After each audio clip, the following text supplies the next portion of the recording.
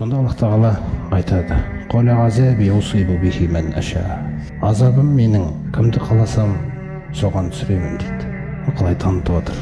Қазір сендерге рахым етіледі, бірақ рахымдылықтан қайтадан босап кетіп жүрмеңдер. Босап кетпеулерің үшін рахымнан бұрын азап сөйлеп отырады.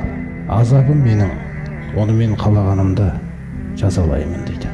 Ва рахмати, ал рахымыма келетін болсақ, васиғат күллі шей, менің рахымым қамтымаған нәрсе жоқ дейді.